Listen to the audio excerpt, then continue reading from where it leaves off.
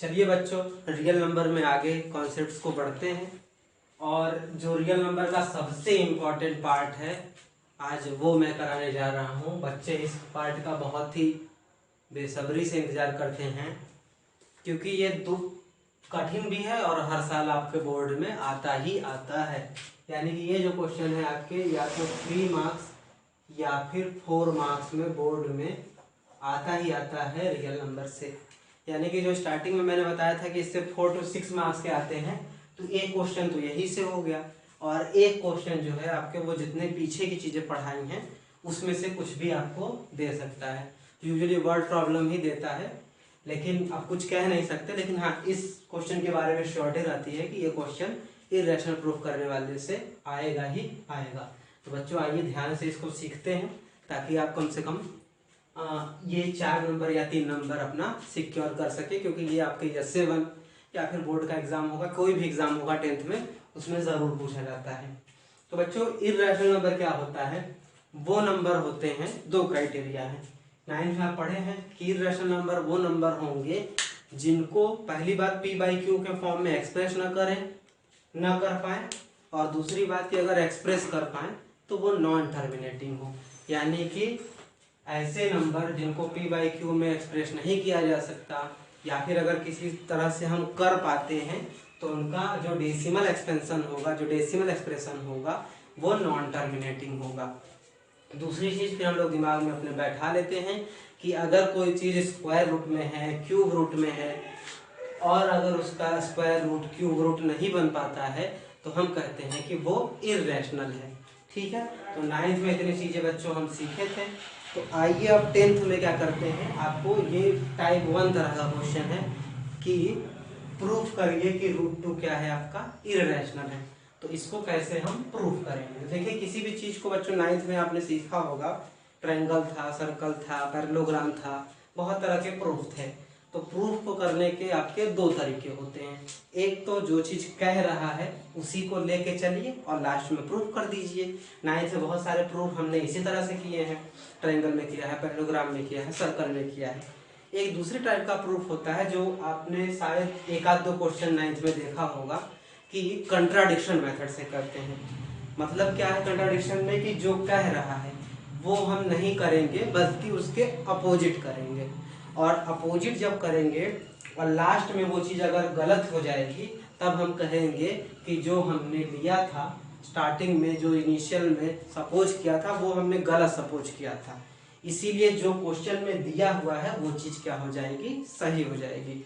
इसको फिर से समझ लेते हैं बच्चों। किसी भी चीज़ को प्रूव करने का दो तरीका है। एक तो पहला वो जिस फॉर्मेट में दिया है उसको उसी फॉर्मेट में हम देते चले और लास्ट में प्रूफ कर ले, इसको कहते हैं असर्टिव मेथड। दूसरा है कि कंट्राडिक्शन मेथड। जैसे कंट्राडिक्शन मेथड क्या होता है कि आप गलत रास्ते पे चले, जैसे आप उसके जस्ट अपोजिट लें और फिर अगर आप लास्ट में रॉन्ग प्रूफ हो जाते हैं तो जो दिया हुआ स्टेटमेंट है वो आपका सही हो जाएगा। जैसे हम लोग कहें कि समझाते हैं कि इस रास्ते मत जाओ बच्चों, एक एग्जांपल लेते हैं, हम लोग समझाते हैं कि इस रास्ते मत जाओ बच्चों, लेकिन आप अगर उसी रास्ते पे जाते हो, हम लोग कहते हैं कि उस रास्ते पे मत जाओ, उस रास्ता गड़बड़ है, लेकिन आप कहते हो नहीं हम उसी रास्ते जाएंगे, और जब आप आगे जाते हो और पाते हो कि नहीं रास्ता वास्तव में गड़बड़ था, यानी कि जो हम कह रहे थे वो सही था, तो यही चीज़ आपका क्या है? कंट्राडिक्शन मेथड है। तो आई होप कि आप समझ गए होंगे कंट्राडिक्शन मेथड क्या होता है। अगर नहीं समझ में आया तो वीडियो को फिर से पीछे जाके आप फिर से सुन सकते हैं। तो चलिए आइए इसको करते हैं। तो कह रहा है कि √2 इर्रेशनल है, तो हम इसको कंट्राडिक्शन मेथड से करेंगे क्योंकि ये ईजी होता है। इसमें एक स्टेटमेंट की और ज़रूरत होगी जो प्रीवियस वीडियो में मैंने बताया था कि अगर कोई नंबर किसी नंबर के स्क्वायर में डिवाइड कर रहा है तो वो नंबर उस नंबर के स्क्वायर रूट में भी डिवाइड होगा। जैसा कि आप प्रीवियस वीडियो में देखे होंगे कि if p divides a square then p divides a, ये हमने बताया था। इस स्टेटमेंट का यूज होगा यहाँ पे बार बार क्वेश्चंस में। तो आगे चलते हैं। तो यहाँ पे प्रूफ क्या करना था? इर्रेशनल प्रूफ करना था, तो हम इसको क्या ले लिए? रैशनल नंबर है। यही कंट्राडिक्शन, मतलब हम शुरू में ही मान के चल रहे हैं कि नहीं ऐसा नहीं है। तो अब इसको अगर प्रूफ करना होगा तो ये जब ये रैशनल नंबर है तो रैशनल नंबर अगर ये है तो हम क्या कर सकते हैं कि किसी भी रैशनल नंबर को p बाई क्यू फॉर्मेट में लिख सकते हैं। तो हमने p बाई क्यू फॉर्मेट में लिख दिया। q जीरो नहीं होना चाहिए, नहीं तो इनफाइनाइट हो जाएगा। अब p और q की एक खासियत है बच्चों, ये लाइन आप मत करिएगा, ये लाइन बहुत ही इंपॉर्टेंट है कि p और q आपका क्या है, को प्राइम नंबर है। अब को प्राइम नंबर क्या होता है तो यहाँ पे थोड़ा सा देख लेते हैं। को प्राइम नंबर वो होते हैं जिनका एचसीएफ क्या होता है, 1 होता है। यानी कि ऐसे नंबर जिनका एचसीएफ 1 होगा हम क्या कहेंगे, को प्राइम नंबर कहेंगे।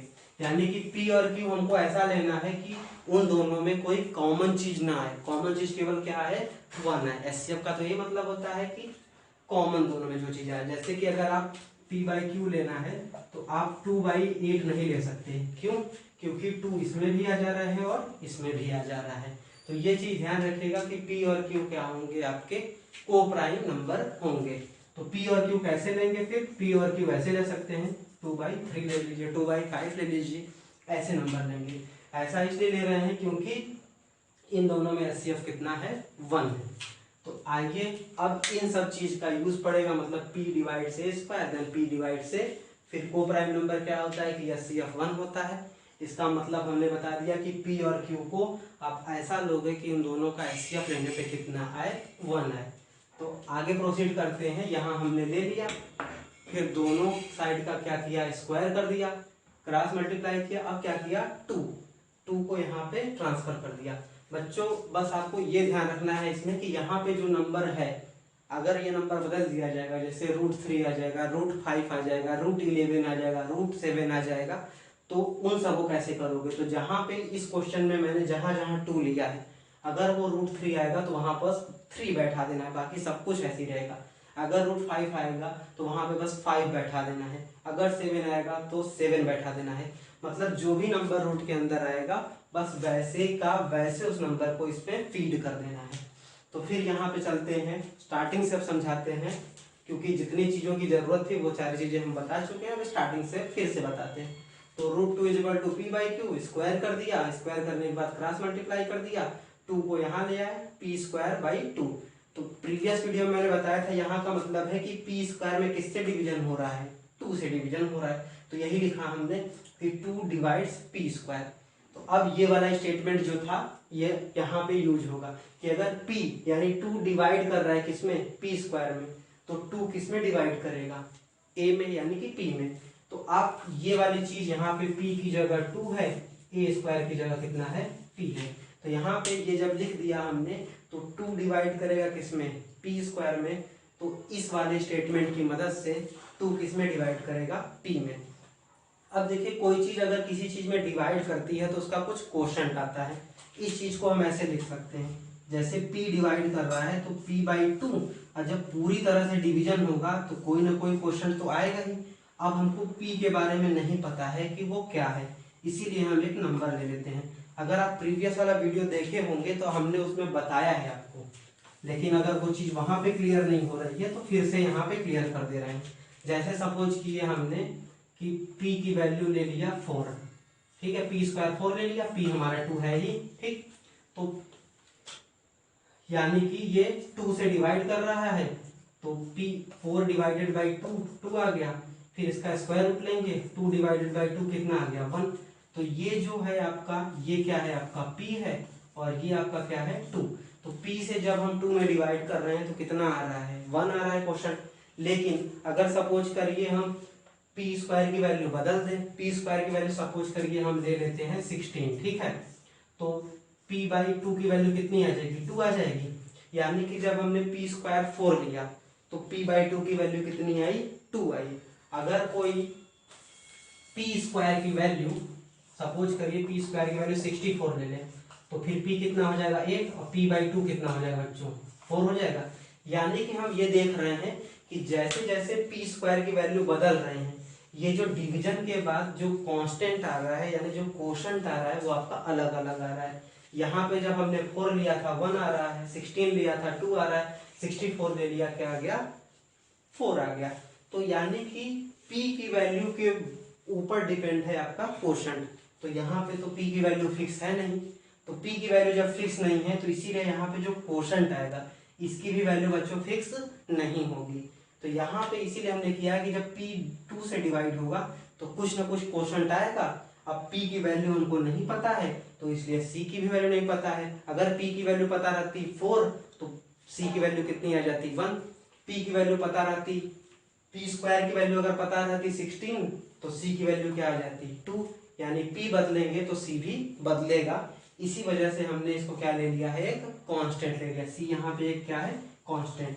तो अब p इक्वल टू कितना लिखा जा सकता है 2c। ये लाइन बहुत इंपॉर्टेंट है बच्चों, इसको एक बार फिर समझते हैं ताकि आपके दिमाग में बैठ जाए। यहाँ पे स्टेटमेंट हमने लगाया कि 2 डिवाइड कर रहा है किसमें, p स्क्वायर से, तो 2 डिवाइड करेगा किसमें, p में। अब बस आपको इतना याद रखना है कि कोई चीज, कोई नंबर अगर किसी दूसरे नंबर में डिवाइड करेगा तो कोशंट आएगा। अब वो नंबर हमको पता नहीं है तो जो कोशंट है वो भी एग्जैक्ट पता नहीं होगा। जैसे जैसे हम नंबर बदलते जाएंगे हमारा जो कोशंट है वो भी बदलता जाएगा। इसको इस तरह से भी कह सकते हैं कि 2 आपका डिवाइजर है और p डिविडेंड है। तो जैसे जैसे डिविडेंड बदलेगा वैसे वैसे आपका कोशंट भी बदलेगा। फिर क्या किया, p इक्वल टू कितना हो गया 2c। अब p इक्वल टू 2c की वैल्यू हम कहाँ पे रख देते हैं, इक्वेशन 1 में।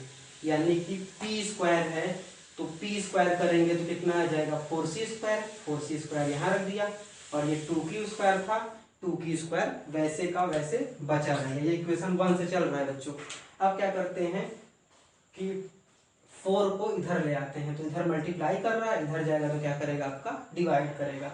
अब देखिए यहाँ से 2 कैंसिल हो गया, q स्क्वायर बाई 2। यानी यहाँ पे जो चीज थी वही चीज यहाँ पे बच्चों आने लगी।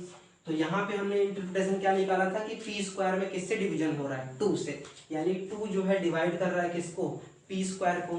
तो वैसे ही यहाँ पे क्या होगा, 2 डिवाइड कर रहा है किसको, q स्क्वायर को।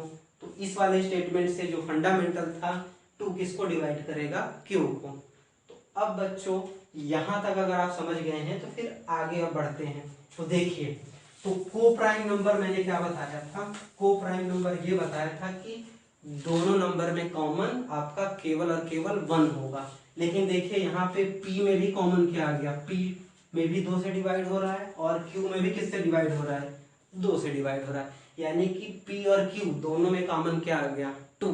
और स्टार्टिंग में हम को प्राइम का मतलब बताए थे कि ऐसे नंबर जिनका एचसीएफ क्या होगा, केवल 1 होगा। तो यहाँ पे तो दोनों में कॉमन कितना हो गया 2, यानी एचसीएफ इन दोनों का कितना हो गया 2, जो कि कंट्राडिक्शन है। क्यों, क्योंकि p और q में कॉमन केवल एक ही नंबर होना चाहिए और वो नंबर क्या होना चाहिए 1। तो वही हमने लिखा है कि p और q क्योंकि दोनों कॉमन फैक्टर कितना है 2 है, जो कि नहीं होना चाहिए।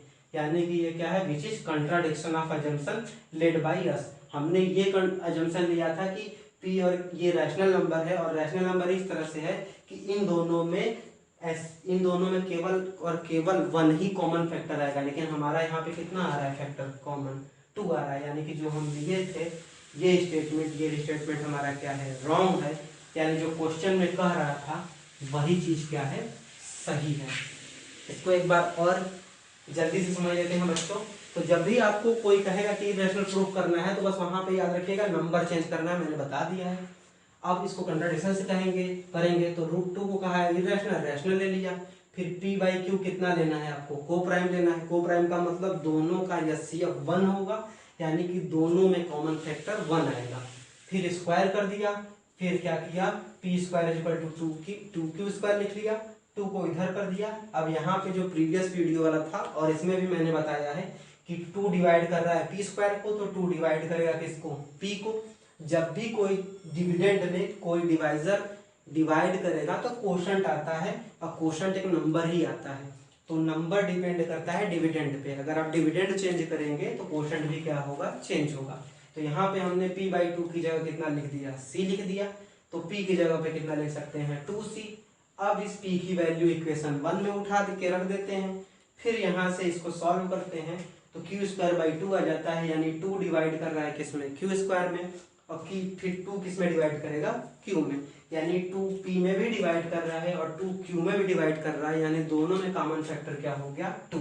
जबकि हम ऊपर जो जंक्शन लिए थे हमने लिया था p और q में कॉमन केवल 1 ही आएगा। तो हमारा जंक्शन गलत हो गया, इसलिए कंट्राडिक्ट कर दी, और जो चीज़ दिया हुआ था वो चीज़ हमारा क्या होगा, सही हो जाएगा। अब आपको बस करना क्या है, अगर ये पहली बार में तो उम्मीद है पूरा कि आपको नहीं समझ में आएगा, तो 2 से 3 बार इस वीडियो को आराम से देखिएगा, लिख लिख के देखिएगा, तब आपको समझ में आएगा। और इसके पैरेलल जितने क्वेश्चन होंगे, जैसे √3, √5, √7, √11, तो उसमें क्या करना है, यहाँ पे √3 रख देना है, 3 रख देना है, 3 रख देना है, 3 रख देना है, 5 रहेगा 5 रख देना है, 11 रहेगा 11 रख देना है।